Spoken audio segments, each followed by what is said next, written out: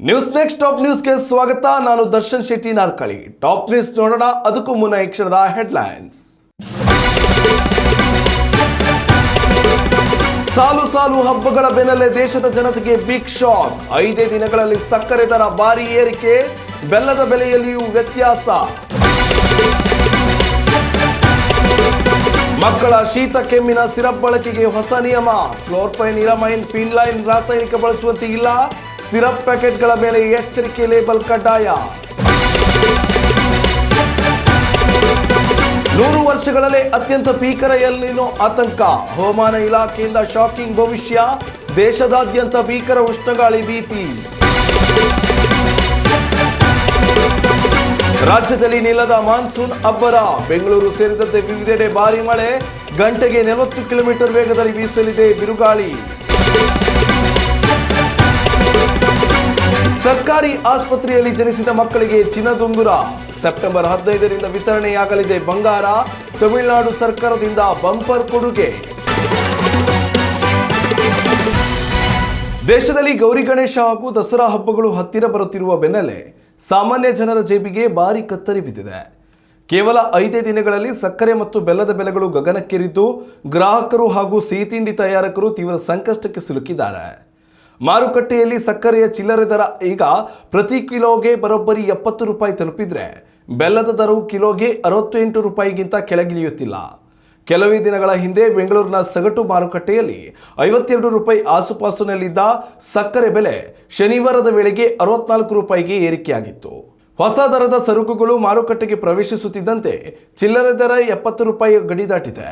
ಇತ್ತ ಮಂಡ್ಯದ ಇತಿಹಾಸದಲ್ಲಿ ಹಿಂದೆಂದೂ ಕಾಣದ ರೀತಿಯಲ್ಲಿ ಕ್ವಿಂಟಲ್ ಬೆಲ್ಲದ ಬೆಲೆ 2,000 ರೂಪಾಯಿಗಳಷ್ಟು ಭಾರಿ ಜಿಗಿತ ಕಂಡಿದೆ. ಕಬ್ಬಿನ ಪೂರೈಕೆಯಲ್ಲಿನ ಕೊರತೆ ಹಾಗೂ ಕಾರ್ಮಿಕರ ಅಭಾವದಿಂದಾಗಿ ಬೆಲ್ಲದ ಉತ್ಪಾದನೆ ಕುಸಿದಿರುವುದೇ ಇದಕ್ಕೆ ಪ್ರಮುಖ ಕಾರಣವಾಗಿದೆ. ಈ ಬೆಲೆ ಏರಿಕೆಯು ರಾಜಕೀಯ ವಲಯದಲ್ಲೂ ಕೂಡ ಭಾರಿ ಚರ್ಚೆಗೆ ನಾಂದಿ ಹಾಡಿದೆ. ಸರ್ಕಾರದ E20 ಅಂದರೆ ಎಥನಾಲ್ ಮಿಶ್ರಿತ ಪೆಟ್ರೋಲ್ ಯೋಜನೆಯೇ ಈ ಪರಿಸ್ಥಿತಿಗೆ ಕಾರಣವೇ ಎಂಬ ಪ್ರಶ್ನೆ ಎದ್ದಿದೆ.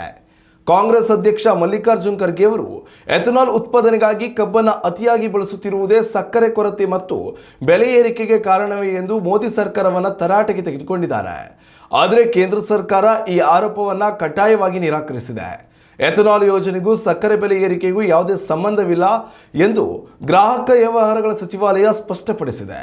ಮಳೆಯ ಕೊರತೆಯಿಂದ ಕಬ್ಬಿನ ಇಳುವರಿ ಕಡಿಮೆಯಾಗಿರುವುದು, ಹಬ್ಬದ ಸೀಸನ್ನಲ್ಲಿ ದಿಢೀರ್ ಬೇಡಿಕೆ ಹೆಚ್ಚಾಗಿರುವುದು ಮತ್ತು ಮಾರುಕಟ್ಟೆಯಲ್ಲಿನ ಕೃತಕ ಅಭಾವವೇ ಇದಕ್ಕೆ ನೈಜ ಕಾರಣ ಎಂದು ಕೇಂದ್ರ ಸಮರ್ಥಿಸಿಕೊಂಡಿದೆ. ದೇಶದಲ್ಲಿ ಸಣ್ಣ ಮಕ್ಕಳ ಆರೋಗ್ಯ ಸುರಕ್ಷತೆಗೆ ಸಂಬಂಧಿಸಿದಂತೆ ಕೇಂದ್ರ ಆರೋಗ್ಯ ಸಚಿವಾಲಯ ಮತ್ತು ಔಷಧ ನಿಯಂತ್ರಣ ಸಂಸ್ಥೆಯಾದ CDSCO ಅತ್ಯಂತ ಮಹತ್ವದ ಮತ್ತು ಕಠಿಣವಾದ ನಿರ್ಧಾರವನ್ನು ಕೈಗೊಂಡಿದೆ. ಇನ್ಮುಂದೆ 4 ವರ್ಷಕ್ಕಿಂತ ಕಡಿಮೆ ವಯಸ್ಸಿನ ಮಕ್ಕಳಿಗೆ ಶೀತ ಮತ್ತು ಕೆಮ್ಮಿನ ಚಿಕಿತ್ಸೆಗಾಗಿ ಸಾಮಾನ್ಯವಾಗಿ ಬಳಸಲಾಗುವ ನಿರ್ದಿಷ್ಟ ರಾಸಾಯನಿಕ ಸಂಯೋಜನೆಗಳ ಔಷಧಿಗಳನ್ನು ನೀಡಬಾರದು ಎಂದು ಸಂಪೂರ್ಣವಾಗಿ ನಿರ್ಬಂಧಿಸಲಾಗಿದೆ. ಪ್ರಮುಖವಾಗಿ ಕ್ಲೋರ್ಫೈನ್, ಇರಮೈನ್, ಮೆಲಿಯೇಟ್ ಮತ್ತು ಫಿನಾಲೈನ್ ಹೈಡ್ರೋಕ್ಲೋರೈಡ್ ಎಂಬ 2 ರಾಸಾಯನಿಕ ಮಿಶ್ರಣಗಳನ್ನು ಒಳಗೊಂಡಿರುವ ಸ್ಥಿರ ಡೋಸ್ ಸಂಯೋಜನೆಯ ಸಿರಪ್ ಹಾಗೂ ಡ್ರಾಪ್ಸ್ಗಳ ಮೇಲೆ ಈ ಹೊಸ ನಿಯಮವನ್ನು ಜಾರಿಗೊಳಿಸಲಾಗಿದೆ.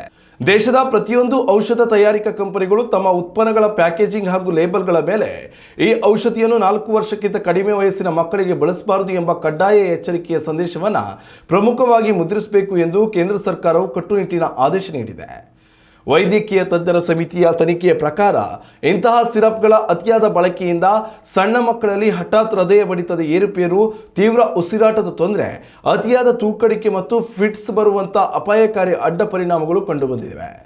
ಅಲ್ಲದೆ ಇವು ಮಕ್ಕಳಲ್ಲಿ ಸಾಮಾನ್ಯ ಶೀತವನ್ನು ವಾಸಿ ಮಾಡಲು ಯಾವುದೇ ಗಮನಾರ್ಹ ಪ್ರಯೋಜನವನ್ನು ನೀಡುವುದಿಲ್ಲ ಎಂದು ಸಂಶೋಧನೆಗಳು ಸ್ಪಷ್ಟಪಡಿಸಿವೆ. ಮಾರುಕಟ್ಟೆಯಲ್ಲಿ ಲಭ್ಯವಿರುವ ಹಲವು ಜನಪ್ರಿಯ ಬ್ರ್ಯಾಂಡ್ಗಳ ಸಿರಪ್ಗಳು ಈ ನಿಷೇಧದ ವ್ಯಾಪ್ತಿಗೆ ಒಳಪಡಲಿದ್ದು, ಪೋಷಕರು ಇನ್ಮುಂದೆ ಮೆಡಿಕಲ್ ಶಾಪ್ಗಳಿಂದ ನೇರವಾಗಿ ತಂದು ಮಕ್ಕಳಿಗೆ ಔಷಧಿ ಕೊಡುವುದನ್ನು ನಿಲ್ಲಿಸಬೇಕಾಗಿದೆ.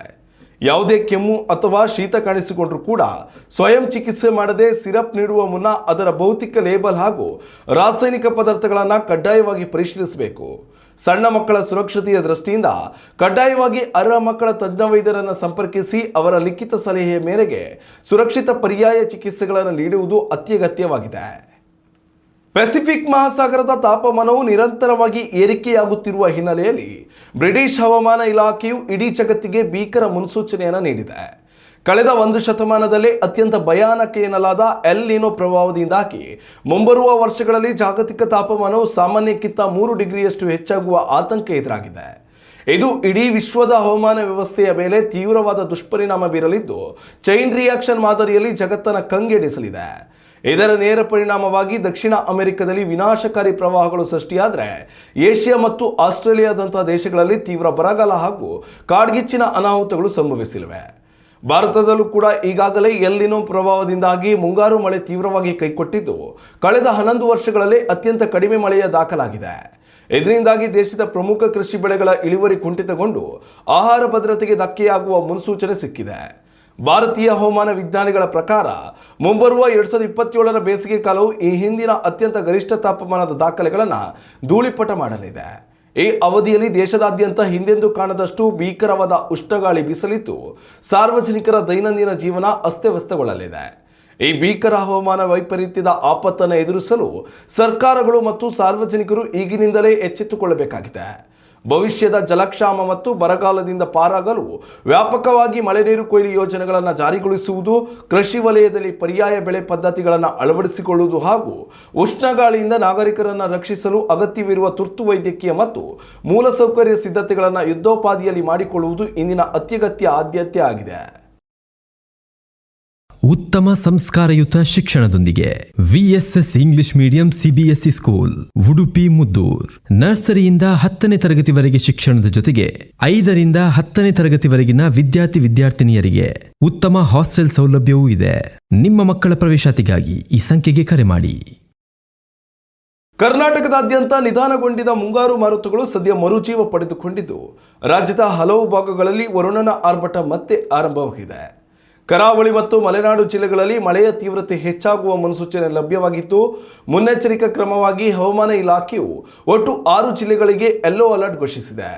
ಮುಖ್ಯವಾಗಿ ದಕ್ಷಿಣ ಕನ್ನಡ, ಉಡುಪಿ, ಉತ್ತರ ಕನ್ನಡ, ಚಿಕ್ಕಮಗಳೂರು, ಶಿವಮೊಗ್ಗ ಮತ್ತು ಕೊಡಗು ಜಿಲ್ಲೆಗಳಲ್ಲಿ ಮುಂದಿನ ಕೆಲವು ದಿನಗಳ ಕಾಲ ಗುಡುಗು ಹಾಗೂ ಬಿರುಗಾಳಿ ಸಹಿತ ಭಾರೀ ಮಳೆಯಾಗುವ ಸಾಧ್ಯತೆ ಇದೆ ಎಂದು ತಜ್ಞರು ತಿಳಿಸಿದ್ದಾರೆ. ಈ ಭಾಗಗಳಲ್ಲಿ ಗಂಟೆಗೆ ಸರಾಸರಿ 30ರಿಂದ 40 ಕಿಲೋಮೀಟರ್ ವೇಗದಲ್ಲಿ ಪ್ರಬಲ ಗಾಳಿ ಬೀಸುವ ಸಂಭವವಿದೆ. ಮಲೆನಾಡು ಮಾತ್ರವಲ್ಲದೆ ಒಳನಾಡಿನ ಜಿಲ್ಲೆಗಳಲ್ಲೂ ಮುಂಗಾರು ಮಳೆಯ ಚಟುವಟಿಕೆಗಳು ಗಣನೀಯವಾಗಿ ಚುರುಕಾಗಿವೆ.